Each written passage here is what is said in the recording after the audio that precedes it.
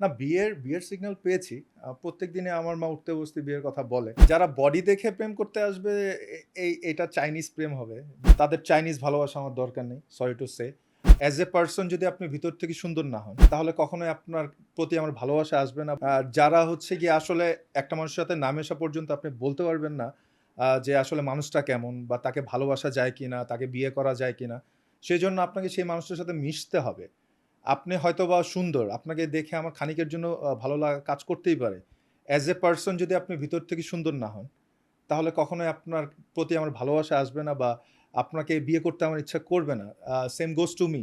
আমার ফিজিক দেখে যারা আমাকে ভালোবাসবেন, তাদের চাইনিজ ভালোবাসা আমার দরকার নেই। Sorry to say. আ আমার সাথে মিশে, আমার সাথে কথা বলে যদি মনে হয় যে আমি ভালোবাসার মতো একজন মানুষ, ওকে ফাইন, এরকম হতেই পারে। ভাই জীবনে এরকম হয়েছে যে কেউ আমি এরকম টাইপের মেয়ে চাই। মেয়ে মানুষ তো প্রোডাক্ট না ফার্স্ট অফ অল। যে আমি এরকম এত কেজির, এত এভাবে আসলে হয় না। এইটা আসলে ওই যে আমাদের হাদিসেই তো লিখা আছে যে আ যার সাথে যার বিয়ে হয়, সেই হাসব্যান্ডের একটা হাড় নাকি আ মানে ওয়াইফের সাথে তাকে মানে বানানো হয়তো তার ওই হাড়টা দিয়েই। যাই হোক আমি গুছিয়ে কথা বলতে পারলাম না। তো এরকম হলে না আপনি সিগন্যাল পেয়ে যাবেন। তো আসলে আপাতত বিয়ে নিয়ে ভাবছি না তো এর জন্য মাথার উপর দিয়ে যাচ্ছে। না বিয়ের সিগন্যাল পেয়েছি। প্রত্যেকদিনে আমার মা উঠতে বসতে বিয়ের কথা বলে। বুঝিয়ে বলাটা খুব টাফ। আ ধরেন যে আমি যে সেক্টরে কাজ করি, আমার সাথে আমার অনেক কো-আর্টিস্ট থাকে। মেয়ে কো-আর্টিস্ট, ফিমেল যারা।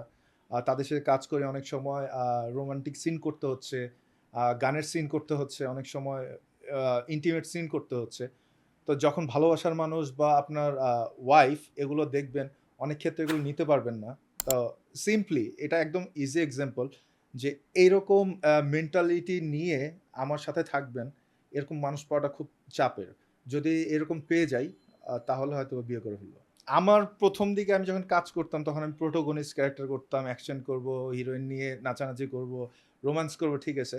এটা একঘেয়েমি। মানে এই জিনিসটা হয়, সবার সাথেই হয়।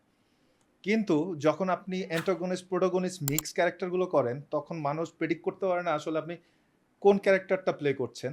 ওখানে অ্যাক্টিং করার অনেক জায়গা থাকে।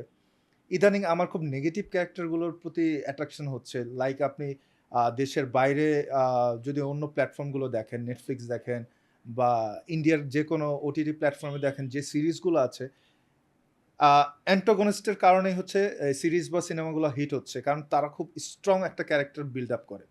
সেজন্য হয়তোবা আমি করছি। আ আমার অনেক সিনেমা এখনো প্রায় ৭ থেকে ৮ টা সিনেমা সেন্সর হয়ে আছে। সবগুলো পজিটিভ ক্যারেক্টার। হিরো নায়িকা নিয়ে প্রেম করছি, ফাইট করছি, সেম টাইপের জিনিস। হয়তোবা গল্পের ডিফারেন্সেস আছে। আ আমার 'সোলমেট' যে সিনেমার কথা বলেছি, এটা টোটালি আমার একটা আমার লাইফেরই সবচেয়ে ডিফারেন্ট একটা ক্যারেক্টার। ওইটা দেখলে আবার আমাকে বলবেন না যে এই টাইপের ক্যারেক্টার কেন করছি। আমি সবসময় চেষ্টা করি ডিফারেন্ট ক্যারেক্টার গুলো প্লে করার। তো হয়তোবা আমার যে কাজগুলো বেরোচ্ছে আ এই টাইপের ক্যারেক্টার গুলো হয়ে যাচ্ছে। দেখা গেল আমার লাস্ট সুলতানপুরের যে ক্যারেক্টার ছিল, ওইটার সাথে দেখা গেল এই ক্যারেক্টার মিলবে না। হয়তোবা এটা আরো ডিফারেন্ট হবে। সো আমি চেষ্টা করি সবসময় ডিফারেন্ট ক্যারেক্টার প্লে করতে। এই তো।